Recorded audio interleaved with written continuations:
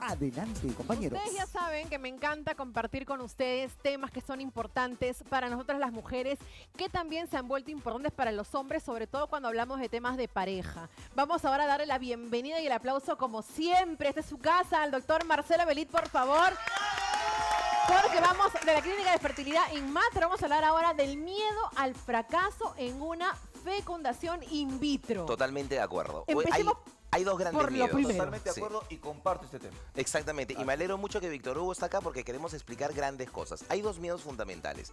El miedo a emprender un tratamiento de fertilidad, el miedo al fracaso de la fertilización in vitro y el miedo al gasto económico, ¿no es cierto? Porque dicen, yo voy a gastar tanto dinero y si no me resulta, me voy a quedar exactamente igual. Y nosotros vamos a explicar a la gente qué cosa es la fertilización in vitro, Víctor Hugo. Se extrae el óvulo de la señora, se saca del vientre, o sea, se saca del cuerpo, por eso se llama in vitro, se produce la fecundación, quiere decir que nosotros ponemos una gota con 180.000 espermatozoides, el mejor logra penetrar y comenzamos a ver cómo se va desarrollando el embrión in vitro, ¿no es cierto? Durante 5 días. Tiene la magia de poder ver todo el proceso que pasa en la pancita y vamos a pasar unos afuera. videos que son buenísimos. Por ejemplo, Víctor Hugo, si el varón es el problema, porque muchas veces la mujer va y es la que se adelanta, y me encantaría que me acompañen con un primer video que es el ICSI. Es cuando nosotros inyectamos el espermatozoide dentro del óvulo. Lo que es el ICSI convencional. Esa es una aguja, miren el tamaño del espermatozoide, lo ven dentro de la aguja, una cabecita chiquita que se desplaza, pero que da la casualidad que este método es invasivo porque hinca el óvulo,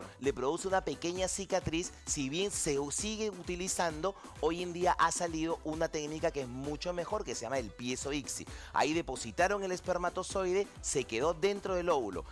¿Qué es el piezo ICSI? Una aguja sin filo con una punta electromagnética que es mucho más gentil, introduce el espermatozoide, lo deja y así comienza la fecundación. Exactamente. Oye, me imagino que en la mayoría de casos los hombres nunca decimos nosotros somos el problema. Totalmente de acuerdo. Por eso existen pruebas que se llaman los espermatogramas, el espermocultivo, la fragmentación del ADN para saber si el ADN todavía sigue formando parte del espermatozoide, y muchas cosas tenemos que ver porque ahora comienza el desarrollo del embrión. Ahí viene el segundo video donde nosotros tenemos que mantenerlo como si estuviera en una trompa, y para mantenerlo como si estuviera en una trompa tenemos que tener la visualización del embrión. Esto le ganó, Víctor Hugo, a la naturaleza. O sea, tú no puedes ver el embrión en su desarrollo dentro de una trompa, pero sí lo puedes ver con una incubadora que no la abres nunca, ¿me entiendes? Y vas viendo qué embrión se va desarrollando, vas llenando un algoritmo que te va diciendo cuál es el mejor embrión a transferir. Y eso es lo maravilloso, ¿no, Marcelo? Que ahora la tecnología ha avanzado tanto que ya no tienes que invadir. Totalmente de acuerdo. No estresas el embrión, no tienes que exponerlo a un medio ambiente.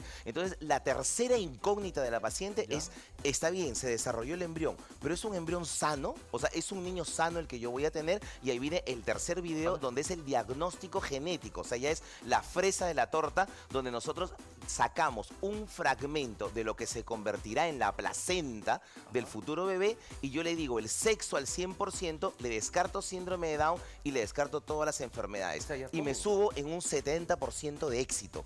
¿Me entiendes? Estamos hablando, una relación sexual tiene 7% de éxito en casa, una inseminación 15%, una fertilización in vitro convencional 30-35% y una fertilización in vitro con diagnóstico genético un 70% de éxito. Qué maravilla, de verdad. Y aparte las mamás se quedan tranquilas también de ver que su futuro bebé está sanito y ya lo saben desde un inicio. Claro, ya están. Ahora queda la cuarta incógnita, nos falta colocarlo dentro del útero, ¿no es cierto? Y esta es una prueba muy novedosa que justamente acaba de llegar al Perú, que se llama la técnica del ERA.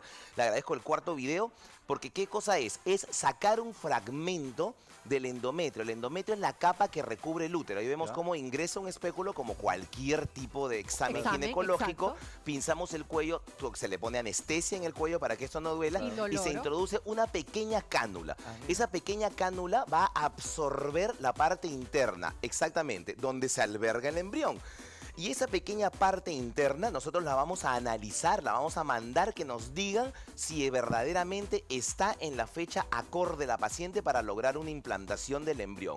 El protocolo del ERA quiere decir sacar ese fragmento, ahí estoy en mi consultorio, ahí he sacado ese fragmento, lo meto en esa capsulita y lo mandamos para España. Y España me dice, le faltaba un día a la señora, le sobraba un día de progesterona, y sabemos cómo nosotros podemos identificar exactamente el día en que la paciente es receptiva como tal.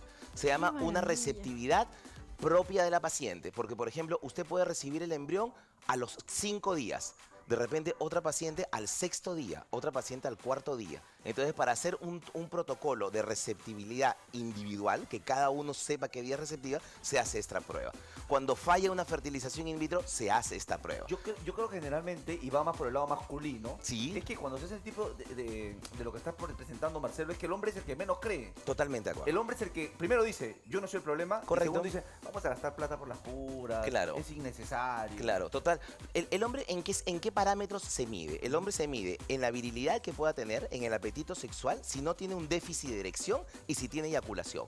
Para él, ese cuarteto es un signo de un macho reproductor. Exacto, ¿Me de entiende? éxito. Sin embargo, Claro. hace 10 años el 30% de las infertilidades tenían causa masculina. Hace 5 años el 40%. Y hoy en día estamos en un 55% la mujer y un 45% el hombre. El hombre dicen que por toda esta vida, por el estrés, por el sedentarismo, por la contaminación, ha comenzado a tener menor cantidad y calidad espermática. Prueba de eso es que no existe un anticonceptivo masculino. La mujer siempre es la que ha tomado los anticonceptivos porque el anticonceptivo ideal es el que logra ser reversible una vez que usted detuvo la ingesta.